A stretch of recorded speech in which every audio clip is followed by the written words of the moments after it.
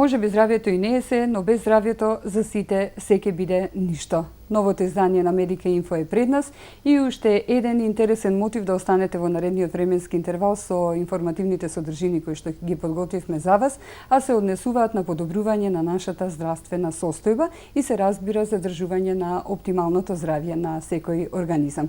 Сите се трудиме на секој начин соодветно да делуваме за да ја одржуваме токму оваа здравствена состојба безпрекорна. Но колку е важно внесувањето на нутритиентите, особено преку исхрана, тоа е особениот акцент кој што низ овој циклус Медика Инфо од почетокот, Медика Инфо Плюс, го даваме како информација до сите вас и насока на кој начин да се подобрува здравјето преку соодветниот начин на исхрана. За почеток на ова издание нудиме еден прилог кој што ќе даде акцент на особената важност на нутритиентите како витамини и минерали кои што се навистина важни за зачувување на здравјето, на кој начин и кои оптимални количини се потребни да се внесуваат во организмот, а сето тоа искомбинирано преку вистинскиот начин на исхрана. Да погледнеме. 5 нутритиенти од клучна важност за вашето здравје. Проверете дали внесувате доволно витамини и минерали. Ако се храните здраво, не би требало да имате проблеми со недостаток на витамини и минерали. Сепак, некогаш е потребно да ја модифицирате храната, за да внесете повеќе потребни нутритиенти. Калиум.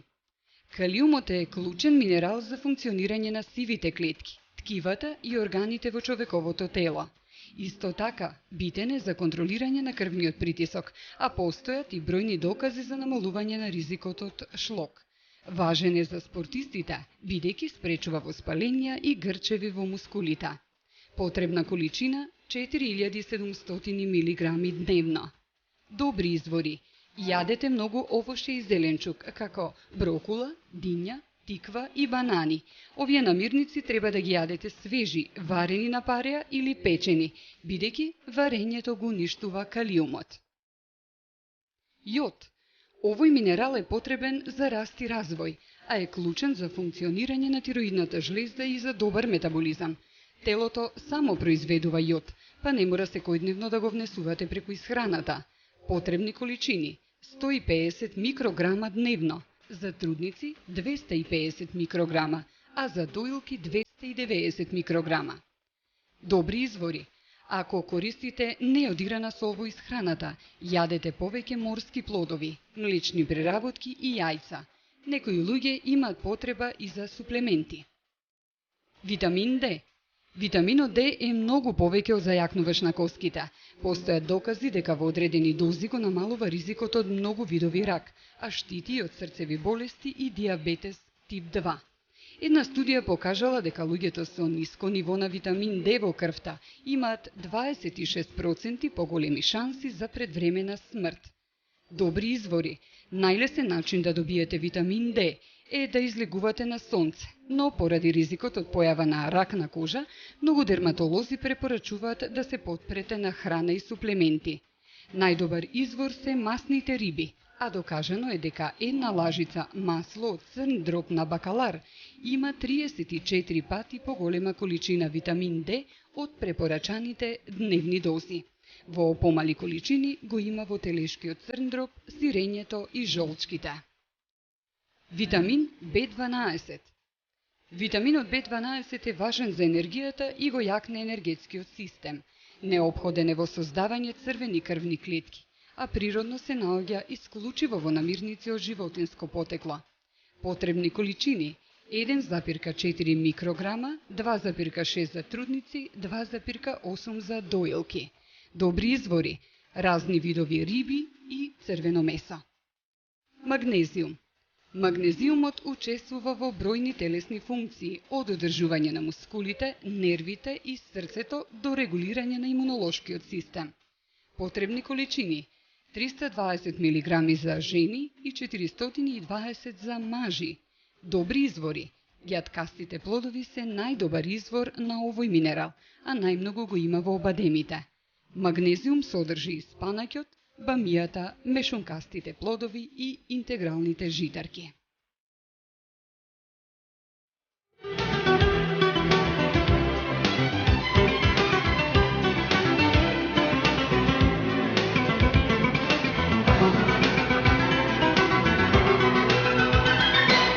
Ете, научивме на кој начин треба да се модифицира исхраната за да се внесува потребниот број на нутриенти во организмот, односно витамините и минерали, кои што како дневна препорачена доза би требало преку исхраната на оптимален начин да ги внесуваме, со тоа и да го подобруваме и зачувуваме нашето здравје.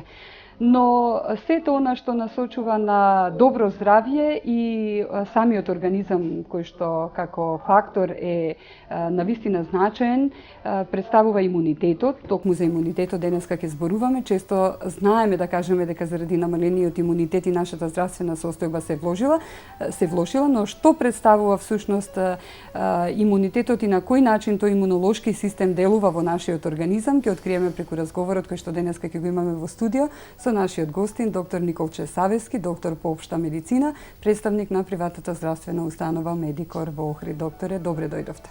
Благодарам за поканата. Мило ми е што учествувам во вашата емисија.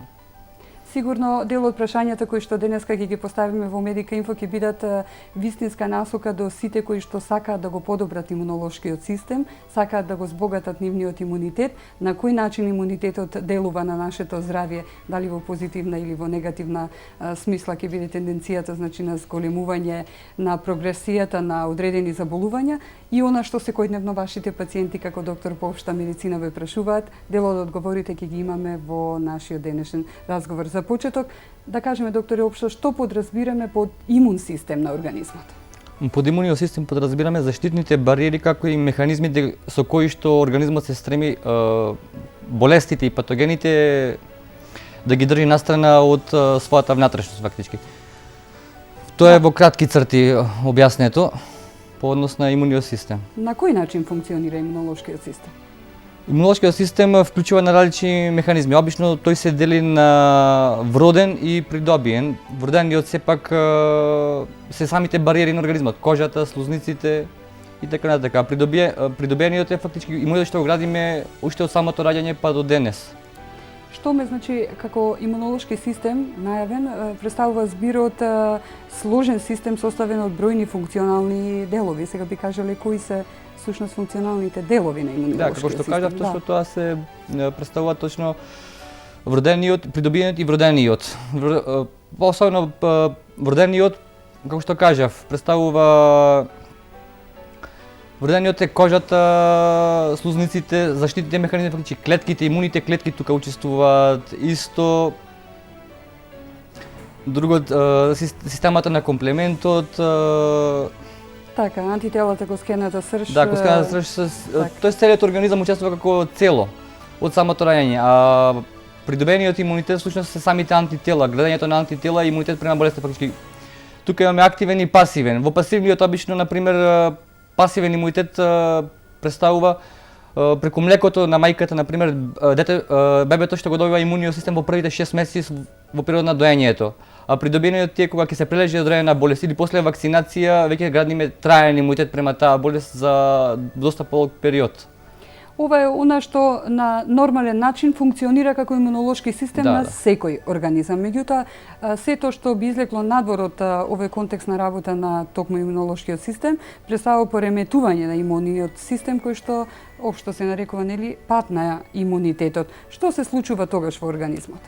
Па не би рекол така, повеќе пореметување, тоест нарушување на имуниот систем, спадот на имуниот систем само дел од болестите кои што влегуваат во нарушување на имуниот систем. Во нарушениот имун систем влегуваат, тоест спадот на имуниот систем како една група, другата група се автоимуните болести, третата група представува посебна група на хиперреакција, тоест хиперсензитивност на имуниот систем. Тоа е главната класификација. Така, меѓутоа мора да постојат одредени обележја според кои што може да се констатира дека постои пат на имуниот систем. Кои се симптомите кои што алудираат на пат на имуниот систем? Спад на имуниот систем обично се карактеризираат најчесто со чести инфекции појава. Често луѓето боледуваат од обични инфекции од кои што брзо поминуваат, а кај нив веќе неколкократно во краток срок се јавуваат. Спадот на имуниот систем исто не само со обични инфекции, фактички често се јавуваат и габичките кои што се возврат на спад на имуниот систем, вирусните инфекции и траат многу подолго кај тие лица. Сега во одреден период од годината знаеме сите дека индивидуално сме посклони, значи кон настинки, кон инфекција, сето тоа е нели резултат на нарушениот имунолошки систем и подлежноста кон одредени вирусни, би рекле, заболувања. Дали постои годишно време кое што е карактеристично или типично и го изразува падот на имунолошкиот систем? Дали е врзано годишното доба со имуниот систем? Многу е битно и многу влијае затоа што годишната доба самата влијае на тој начин што в зимно време луѓето послабо се физички активни. Веќе како фактор го немаме и сончевата светлина. Затоа што самата сончева светлина ствара Д-витамин кои што помагат за јакнење на имуниот систем. Исхраната исто. Тотално се менуваат исхраната. Понемалку свежа храна, повеќе се оди на готвена, конзервирана храна во зимскиот период. Со самото тоа и тоа е индикација за тоа што во зима почесто и заболуваме. Почесто заболуваат во секој случај луѓето. Так. За какви последици, докторе, може доминантен фактор да представува намалениот имунитет? Што можеме да очекуваме после тоа, освен поголема подложност кон настинки, би рекле? Не, честите инфекции исто доведуваат до трајни последици. Чести инфекции на дишни патишта ќе доведат веќе до потешка стегнатост на дишните патишта, заморот, спад на моќта за работа кај човека. Тоест типичен пример е астмата и хроничниот бронхит кај старите лица. Так.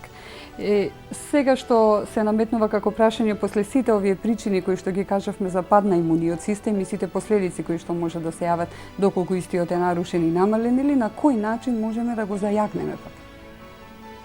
Имуниот систем по принцип најдобро може се зајакне како е со исхраната, така и со физичката активност кај луѓето. Битно е во зимскиот период, пошто сме ограничени повеќе во домот. Битно е во овај период исто се проветрува домот. Повеќе се излегува надвор кога ќе имат сончеви денови. Исхраната вклучува побогата е со свежо овошје, свеж зеленчук, дополнително ако има потреба по преценка од лекар да се внесат и витамини.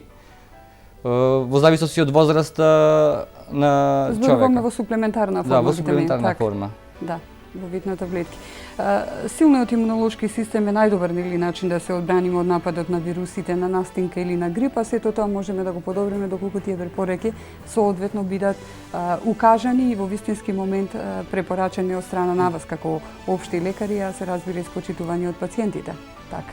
Мора да бидат и дисциплинирани самите пациенти на вашите препораки, не? Не, најбитно е битно е животниот стил кој што го имаат луѓето, да изградат добар животен стил на исхрана, на физичка активност, практички све да е во една рамномерност воспоставено. Во денешно време, посебно кај младите, многу често да држат и некакви диети кои што се ограничуваат посебно од месото.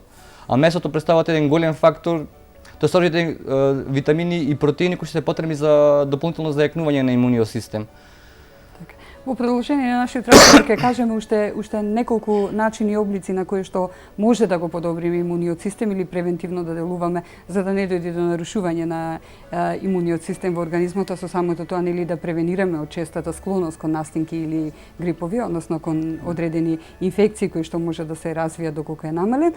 Би ги одмориле тука доктор Савески и нашите гледачи со најава за нашите нови генерални спонзори на Медика Инфо Плюс циклусот, односно доктор Батковски, стоматолошкиот центар, со еден прилог кој што како увертира до сите вас ќе упати за значајноста на здравјето на нашите заби и како што неколку пати низ Медика Инфо знаеме да кажеме дека ако здравјето доаѓа преку устата, тогаш тоа е сигурно преку здравјето и негувањето на нашите заби. Овој пат со прилогот од стоматолошкиот центар доктор Батковски од Охрид одиме да научиме нешто за парадентопатиите. 75% од вкупното население страда од некој вид или некоја фаза на парадонтопатија. Ова сериозно заболување на потпорниот апарат на забот граѓаните недоволно сериозно го сваќаат, а последиците од ненавременото или целосниот недостаток на третирање може да доведе до сериозни последици како целосно и неповратно губење на забите. како и за многу болести на оралната шуплина, и парадонтопатијата претежно е предизвикана од недоволна хигиена, при што доаѓа најпрво до воспаление на непцето или гингивитис, кој е препознаен како прва фаза од парадонтопатијата. Главна причина, како што кажав, се бактериите, токсините кои што ги произведуваат. Бактериите се наоѓаат во денталниот плак, значи плак е наслага, адхерентна наслага на забите, која што не е видлива со голо око. Меѓутоа е една симбиоза од микроорганизми кои што тивко работат во продукција на такви токсини кои што најпрво го афектираат непцето, гингивата, и тој гингивитис кој што го спомнав, и доколку не се третира, првите негови симптоми се крварење, и доколку замижиме пред тоа крварење како да е нормално и не се третира, тогаш многу лесно ова инфламација, нашиот одбранбен механизам, нашиот имун одговор, одговарајќи на оваа инфламација, прави сопствена автодеструкција на понатаму на овој лигамент околу забот и на коската и доведува до таква прогресија на болест. Доктор Стојановска вели дека иако во јавноста постои став дека ако ова заболување на потпорниот апарат на забот замине во понапредна фаза не може да се третира, тоа не е така. Додава дека со ласерски третмани или затворена киретажа, која се работи во нивниот центар, ова заболување може да се сопре. Но при тоа пациентите мора да се подложат на сериозна и доследна хигиена на усната шуплина, онака како што докторите ќе препорачаат. Сепак некои луѓе се поподложни на ова сериозно заболување. Постои ген кој што не прави предиспонирани на пародонтопатија. Меѓутоа, доколку има фамилиарна анамнеза, значи дека кај некој од членовите на фамилијата постоела пародонтопатија, баш тие пациенти се повнимателни и знаат кои се последиците, знаат дека го претпоставуваат дека го имаат тој ген и понавремено доаѓаат и внимаваат на своето забало. Исто така, пушењето може да биде ризик фактор, особено тригер фактор за активирање на генот за пародонтопатија. Раното откривање на појавата на пародонтопатијата според доктор Стојановска е клучна во борбата за спречување на натамошната прогресија на болеста на потпорниот апарат на забот. Најдобро е да се започне доколку се открие во фаза на гингивитис. Меѓутоа, не е точно дека пародонтопатијата и во некоја поодмината фаза не се лекува.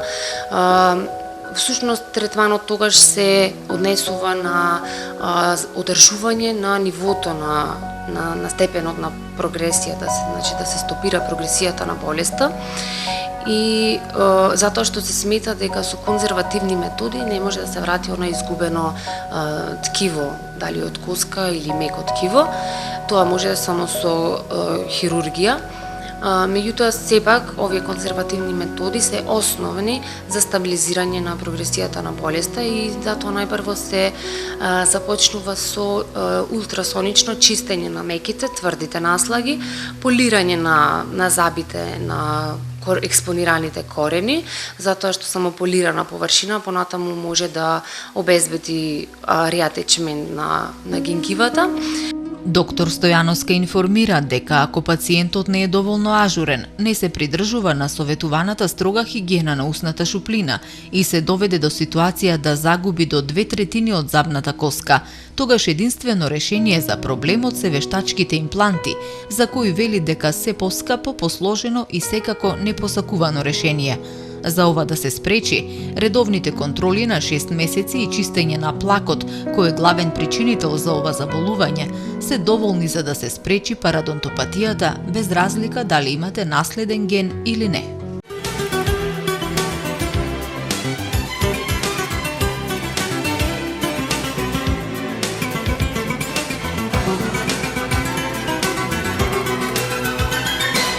Ете така, дознавме на кој начин може да се превентира во лекувањето на парадонтопатиите, зошто се тие специфични и кој е резултатот доколку навремено не се третира здравјето во нашата уста, односно негувањето на нашите заби. Стоматолошкиот центар доктор Батковски со практичните совети кои што ги упати до сите вас преку прилогот кој што имавте можност да го гледате, а ќе имаме можности во следните изданија на Медика Инфо како наши генерални спонзори да научите научиме нешто повеќе за здравјето на нашите заби. Во ова издание на Медика Инфо го продолжуваме разговорот со нашиот гостин доктор Николче Савевски, доктор по општа медицина, представник на приватната здравствена установа Медикор во Охрид. Докторе, ја одбравме темата да зборуваме општо за имунитетот, за имунолошкиот систем, карактеристично според и разговорот кој што претходно го имавме. Појава која што е поизразита, би рекле, во овој период. Кажавте дел од причините зошто имунолошкиот систем паѓа во зимскиот период, пред прагот на зимата сме, па за да се подготвиме и превентивно да делуваме, барем да го задржиме, значи, имунолошкиот систем на оптимално ниво, одиме кон чекори на лекување, а тоа е јакнење на отпорноста на организмот преку вакцина. Тоа е еден од начините кои што се практикуваат особено во овој период. Значи, што мислите вие по тоа прашање? Дали навистина вакцинирањето од сезонските грипови или вируси кои што моментално е во ек представува вистински начин за да се зајакне отпорноста на организмот? Да, посегако. Вакцината ти е најдобра превенција да се спречи болеста на некој начин, но сепак сега баш започна сезоната на вакцинирање за сезонски грип, поливалентна вакцина.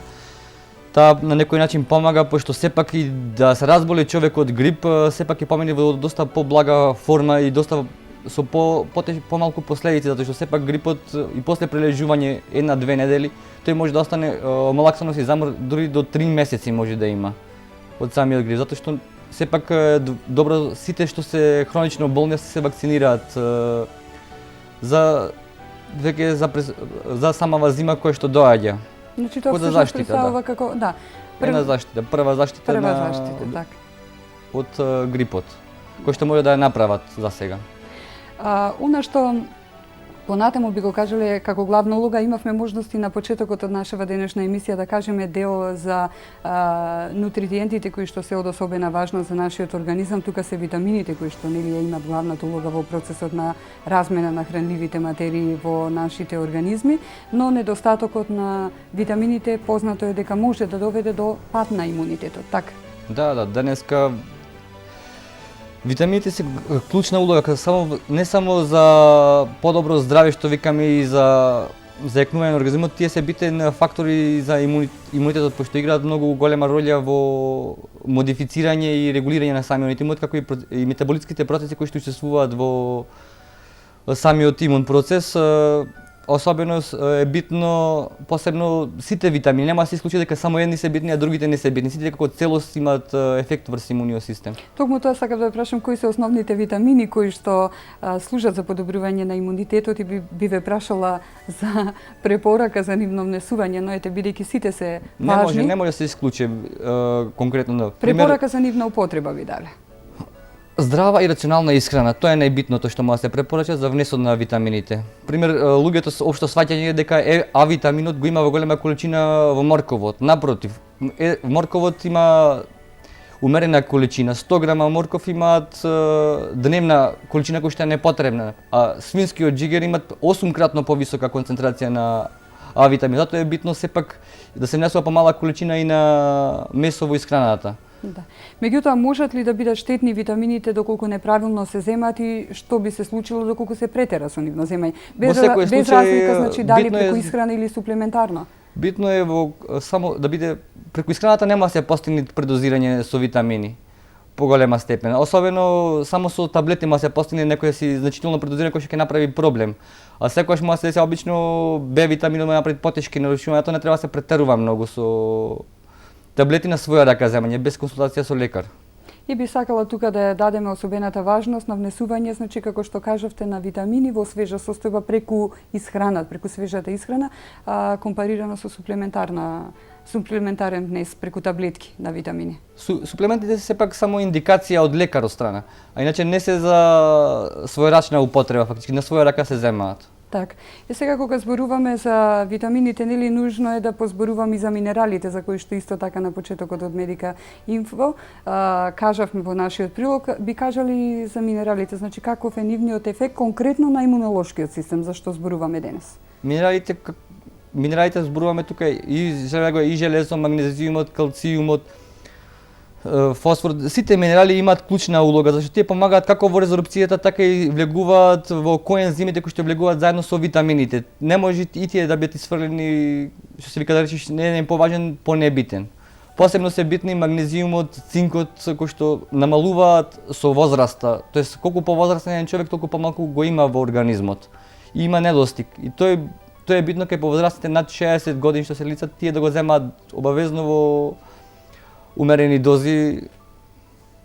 Тоа е конкретно кон ова. И исто така, значи, како и кај витамините и кај минералите од особена важност, значи оптималната количина која што дневно ќе биде внесена, и тоа преку рационалната исхрана, би рекле, и се разбира за предозираност и сите препораки. Важат, се надевам, како и за витамините и за минералите. Да, истото, буквално истото си е. Неправилната исхрана е меѓу, значи, основните причини за намален имунитет. Тоа е она што можеме општо да го донесеме како заклучок. Да. Овдека, докторе, би го ставиле прилогот од нашите спонзори Биокосмос, продавниците за здраве исхрана, токму во таа функција имунитетот, односно храна во функција на здравјето, ќе добиеме информации од нашите колеги.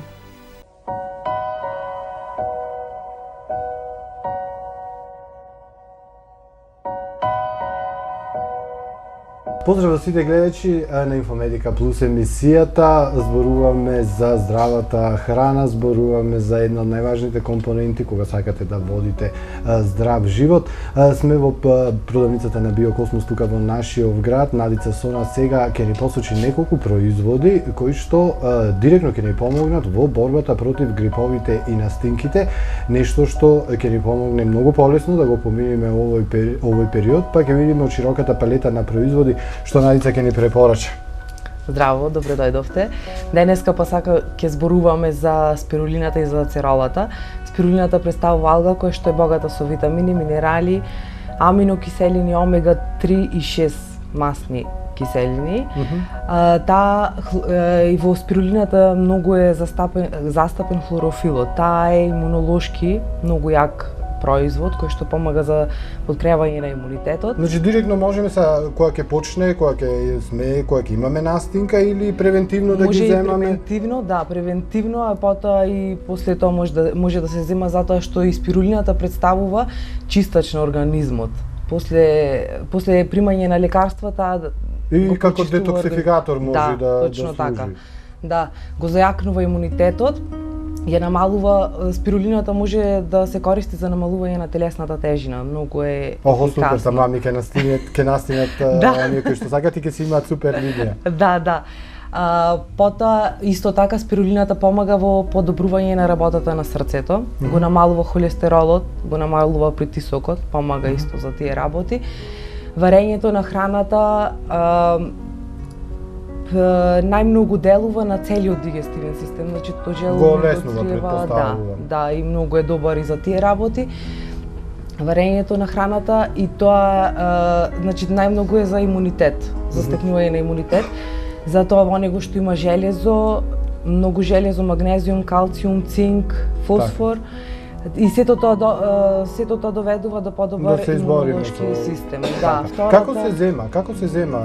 Начин на бидејќи е прашкаст производ? Начин на употреба се зема најдобро за сите овие прашкасти материи се да се растворат во вода. Значи најмногу тогаш организмот во вода. Најмногу организмот тогаш го прима овој суплемент, затоа, но ако не може и во јогурт, во сок, во мусли, во смути да се измеша, да се прими.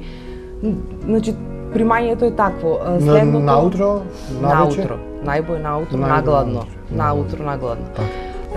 Следен од производите е ацеролата, кој што е богат со витамин С, дури 600 пати повеќе од портокалот има ацеролата витамин С во него, и тоа поради тоа што има толку витамин С е голем антиоксидант и во него има витамини, ги има сите витамини од Б комплексот и бета-каротенот кој што представува, кој што во организмот се претвара во витамин А. Посебно во овој зимски период сега кога немаме сонце, ова супер. Да. Луѓе кои што има недостаток на витамин С, значи голем недостаток на витамин С, му се препорачува ова ацерола. и тој помага за спречување на срцеви заболувања, а исто така помага и за згручување на крвта. Така, оние све меки ткива што сега имаме во уста, ранички, на други делови, тоа се. Многу е добар исто така за настинки, кој што е овој период. Така. Потоа за расипување на зъбите се зема, за депресија, исто така и за голема физичка издржливост. Значи за да го издржиме денот, добро е да се земе. Добро, Неница, бидејќи станува збор за буквално витаминска бомба, дозирањето како оди? Ацеролата, за разлика од спирулината, дозирање му е половина лажичка, значи 3,5 грама на ден, ама преку еден ден. Значи еден ден пијаме, еден ден пауза правиме, затоа што е многу јако. Претпоставувам има и продолжено дејство, бидејќи останува... Да, многу е јако. И затоа овие две прашкасти овошја ги зедов во комбинација, затоа што комбинацијата нивна многу повеќе одговара за издржување на овие периоди, овој период кој што е сега. Со настинките. Да. Ми останува да ти се заблагодарам. Во следната емисија нешто друго интересно ќе споделите со нас. Почитувани гледачи, ете имавте можност да слушнете токму што ви е потребно за борба против настинките, за борба против гриповите. Мене ми останува да се заблагодарам за вниманието и се гледаме во следното издание на Инфомедика Плюс.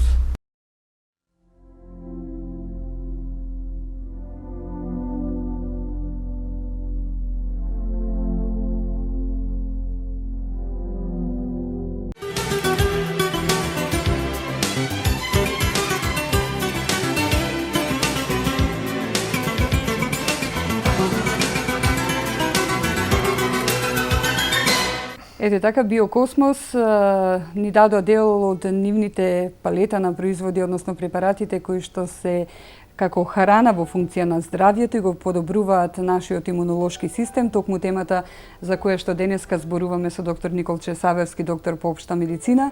Основните препораки ги има можност нашите телевизиски гледачи да ги добијат од вас на кој начин, значи функционира тој комплексен систем на имунолошкиот систем во нашиот организам и на кој начин можеме да превенираме за да го подобриме и оптимално да го одржуваме работењето на имунолошкиот систем. Кажавме значи дека храната всушност е еден од причинителите на кој начин може да се делува конкретно врз овој систем. Меѓутоа имавме можност преку прилогот да научиме дел за имунопрепаратите. Што мислите во врска со тоа, на кој начин имунопрепаратите може да делуваат на имунолошкиот систем компарирано со прехраната од друга страна?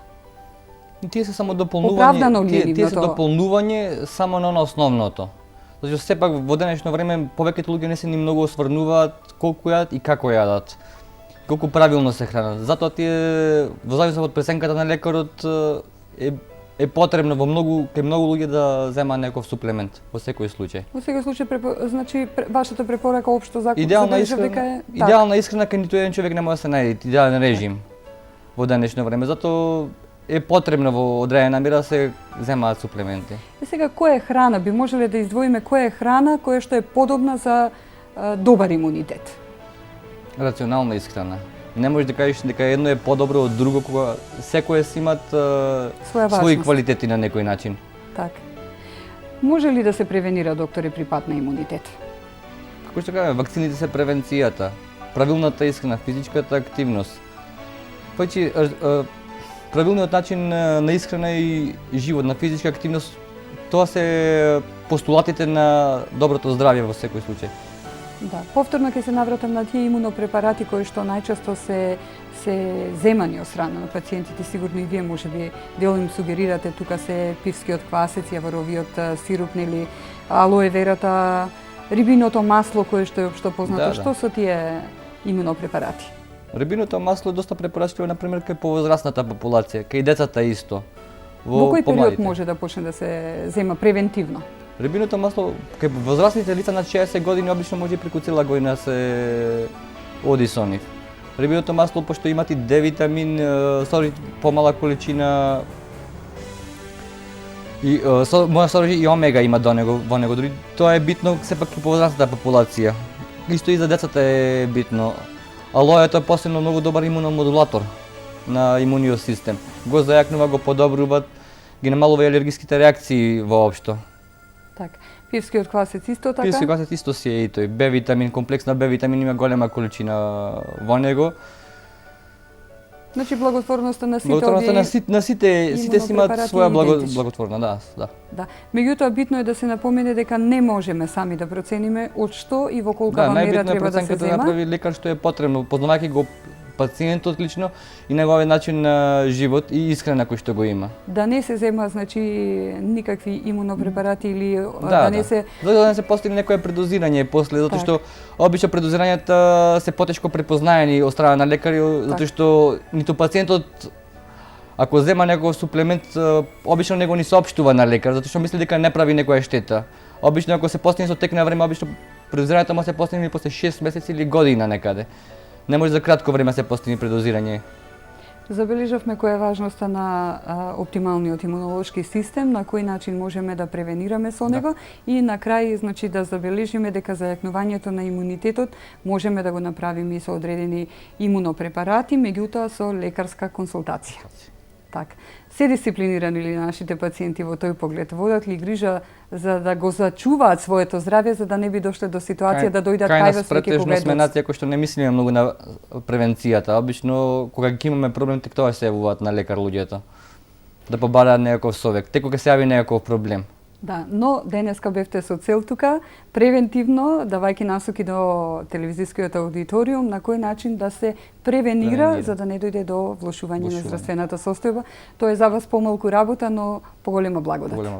Да. Ви благодарам за издвоеното време што бевте дел од денешната Медика Инфо и се надевам ќе имаме можност. Благодарам за поканата и за учеството. Ќе имаме можност и во следна емисија повторно да разговараме за одредени теми кои што би биле интересни, а вие како мост помеѓу пациентите и она што е интересно за општата популација да го соопштиме тука во Медика Инфо Плюс. Благодарам.